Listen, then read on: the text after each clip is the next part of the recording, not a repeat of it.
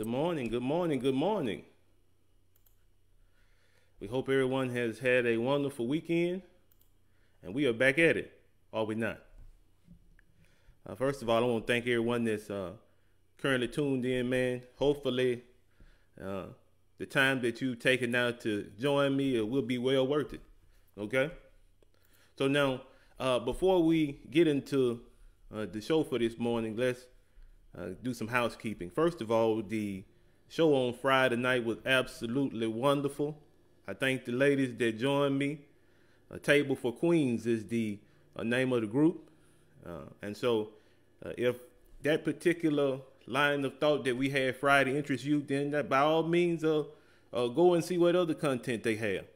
I think that really the whole premise of what they're putting together is to help individuals to really think about their direction in life and what they plan to do. But now, as always, like I mentioned, we are endeavoring to be positive, but we have to be realistic. So now let me give you some realism for this morning, and hopefully it's not too heavy, as I always say. During the course of the conversation Friday, the dialogue back and forth, I noticed that there was something that we left out. There was something that we failed to touch on.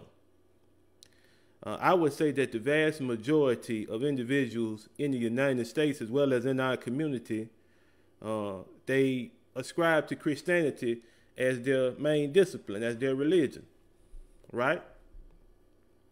So now what I struggled to grapple with over the weekend is the fact that even though that is the claim, and this is supposed to be a nation that's built of individuals who claim to be Christian, why are we even having that conversation about single parents, single mothers especially? 80% in our community and growing in other communities. Why are we having this conversation? Because according to the dictates of Christianity, there should be no sex outside of marriage, right? So I think that's a point that we missed. And that's the reason why I don't necessarily like to get into speaking about religion on this platform. Because a lot of times what happens is that individuals pick and choose which things work for them and which things don't. And if that's your main discipline, if that's what you ascribe to, then that wouldn't be a practical way of making application of what you claim to believe in. Just a thought, okay? So now let's get into what we really came here for, okay? The lost key. Didn't I make that sound like an Indiana Jones movie? It wasn't intentional, but I wanted to get your attention. In our day-to-day life, there are a lot of qualities that we use. We use endurance, we use patience, we use kindness. We use a lot of those qualities, right? But I think a quality that really is missing, a quality that will really help us to diminish some of the negative aspects of our life and of our community, is the quality of self-control. Self-control. So now, why is that important? Why did I pick that one above all? Because I've noticed that in our community, individuals are driven off impulse. I see it, I want it, I buy it. Right? They're driven off impulse. And then the logical thought of what this particular decision is going to do to me is after you go through with the decision. Now, isn't that backwards? Isn't that out of order? Shouldn't you think about this decision that you're about to make? Shouldn't you ponder over it first and then you go into the decision, or not? But that's been reversed. And I believe that that's the case because individuals have no self-control. They don't have the ability to stop themselves and say, okay, this is not what I need to be doing right now. I need to be doing something else. They don't have that ability. But now let's be a little bit more technical. You know me. I like words. I like definitions. So let's get a few in. So now when we talk about self-control, here's the definition for self-control. It's the ability to control oneself.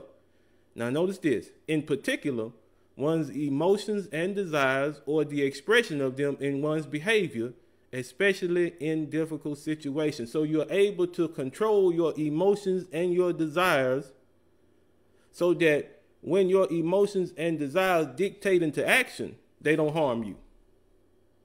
That makes sense, doesn't it? So now how are we going to pull all this together? I want you to think for a moment. What is the main way that a person gains self-control? The main way is by setting a standard for yourself. And what I mean by a standard is you're saying, this is how far I'm going to go and I'm not going to go any farther. And so based upon that standard, especially if it's a positive one, then that standard will keep you at a certain level. If you think about it, think about an individual who is maybe a general contractor and he has a standard for his work. So much so that if you're driving through town and you see a house that he's worked on, you can say, yeah, I know Mr. Jim did that. Or you see in another neighborhood a house that Mr. Jim worked on, it's automatically recognizable because that's the standard that he keeps his work at. And so it's the same thing. You have to have a standard in order to have self-control. You have to have already plotted out in your mind, this is where I am on this issue, this is where I am on this issue. And so you already decided the things that you will and won't do. And self-control will help you to stick to those things. So now, how is self-control a lost key though? Well, you know, on Monday mornings, I focus on positivity, right? And positivity in an individual is closely linked with self-esteem. Now, I'm going to land this plane in a few minutes, okay? I promise you. But now, what does self-control have to do with self-esteem? Well, I'll give you an example, okay? Let's say, for instance, there's this gentleman, and he is anticipating purchasing a home for his family, right? And so he drives around to see if he can find a suitable place to purchase. And so he finds one in a good neighborhood, right? There's plenty of room that's there for him and his family. It has a big yard, and on top of that, there is an excellent school system that's there in that particular neighborhood.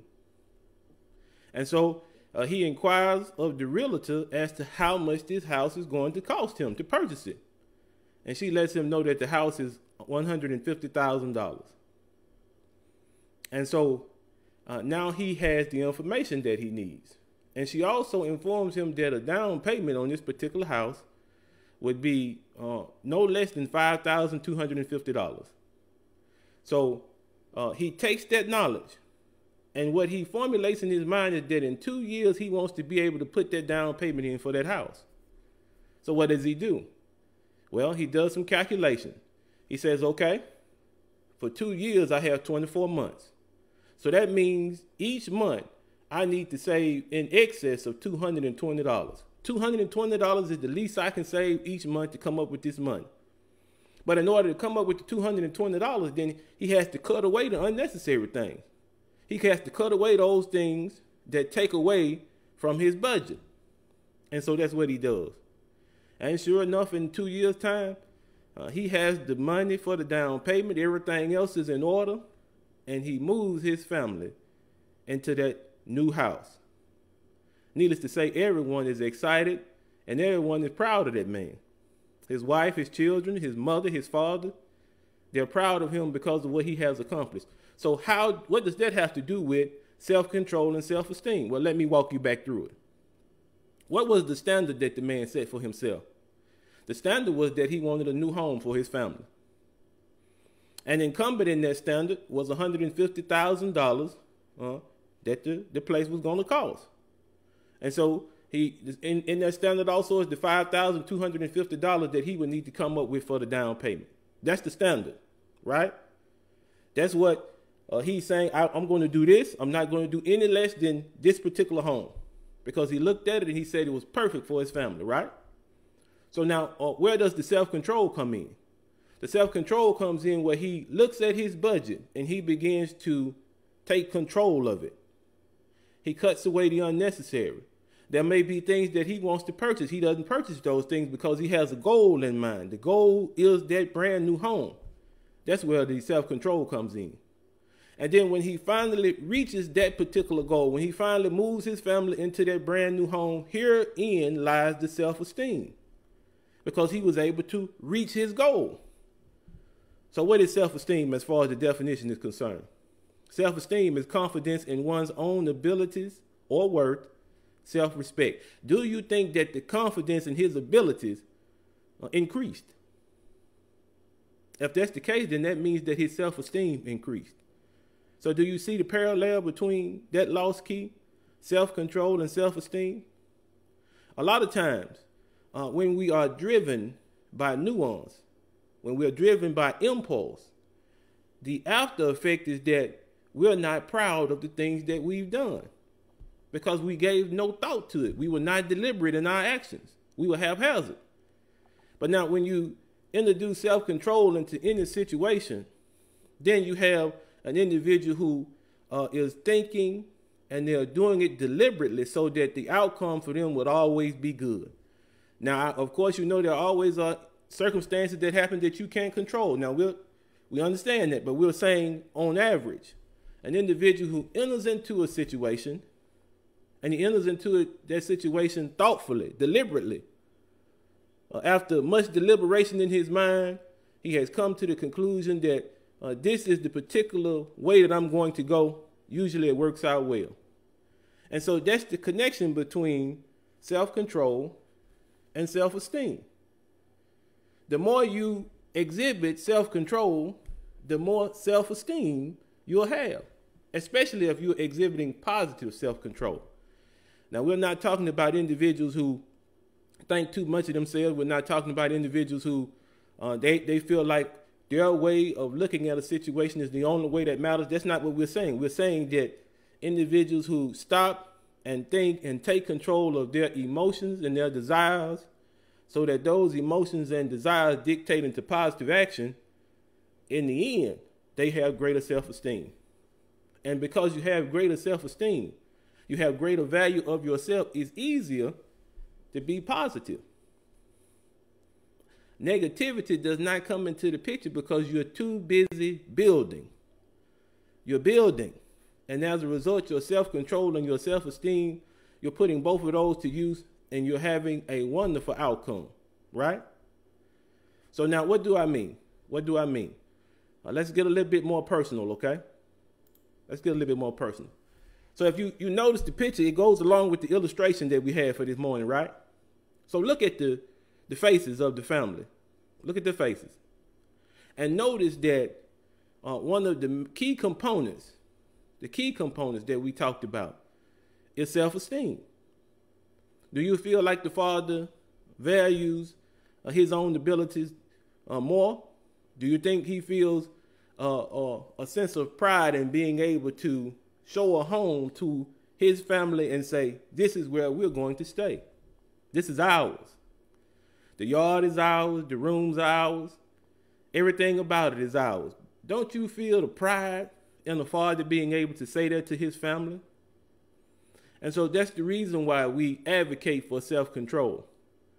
Because now, in any situation, you may not be able to control what happens, what other people decide to do, but you most definitely can control what you decide to do. And therein lies your power to be positive. Because now, if you're going to allow other individuals to dictate to you your own mindset, then your self-esteem is most definitely going to plummet. Because those individuals don't understand your value. So how could they tell you which way you need to go? That's something personal. That's something you have to figure out. That's something you have to do. And guess what? If nobody's ever told you, you can do it. You have the capacity. No matter what situation you're in, you have the capacity to be positive. You have the capacity to have proper self-esteem, because guess what? Innately involved in any human's life is value. You are valuable. So don't give away your value. Keep working at it. Keep using self-control. Keep building your self-esteem. And who knows? The things that you are able to accomplish may be outside of anything that you've ever dreamed about. So I think that's a powerful point. And I wanted to share that with you this morning because there are so many things that are happening. So many things that are happening. And those things that are happening could very well rob you of your self-esteem and your self-respect. But that's not what we're about. We're about being positive. And so because we're about being positive, we have to maintain a proper level of self-respect and self-esteem. So now, after having said all that, I hope that was encouraging to you. But now we have to get to something. And I promise I won't keep you long. We were on the way to go get some food, me and my daughter, and we were talking. And she put a question to me, and I think it was something that will amuse you all. She asked me, she said, Daddy, she said, do you think that women should wear buttons outside? Well, I thought about that question for a second, and then I answered. Now, please don't begrudge my answer because I'm going to explain it to you, okay? In my opinion, I don't think so. But at the same time, I don't think that brothers should be wearing do-rags out in public. Now, that's just me. Those are my thoughts. But now the reason why I feel that way is because as a young child, I can remember my grandmother. And we would go to town sometimes. She would have business to take care of. She would have to go to the bank. She would have to go to the grocery store. And so she would catch a cab from her house to town, and we would walk the rest of the way, right? But now, here's the interesting thing about it. What's up, Mike? Here's the interesting thing about it. On that particular day, my mother was given instructions to dress me differently, right? So some people refer to it as church clothes, but you know what I mean. Formal wear. I would have to have slacks, and usually mom would put me on the dress shirt and the little blazer and the little bow tie, and we would go to town. And of course, those hard white shoes that children used to wear back then, right? And that's the way we would go to town. But as I got older, I wondered why my grandmother did that, and it's simple. This is the reason why she did that. Because of what we talked about this morning. Self-esteem, self-respect. The image that you present to the world is how they're going to judge you. So if a bonnet is what you decide to wear, then just understand that that's the level that you're setting for yourself. Am I saying that that's fair? No, I'm not saying that that's fair. Am I saying that that's something that should cause difficulty? No, it shouldn't cause difficulty. Because back at that time, they understood that there was a difference between what you wore inside your home and what you wore in public. And I think we've gotten away from that. But now I'll be honest with you now. I put the question to my mother, and she was livid. As a matter of fact, she said that her belief is that the reason why individuals wear buttons is because they're too lazy to comb their hair. Now, I must admit they caught me off guard, but you see the logic behind that, right? Because think about it, especially in our community. What black woman do you know? And I could be wrong, so you correct me. But what black woman do you know that went to a salon, sat down hours on end to get her hair just the way that she wants it, and then as she's walking out of the salon, she throws a bonnet on? You ever seen that happen? I haven't. I've never seen that happen. Because as a community, especially our women, they're proud of their hair. They're proud of their hair. And the only reason they will be covering up their hair is if it's not up to par, if it doesn't meet with their particular standard. So, as I told my daughter, I said, no, I don't think the bun is going to work now.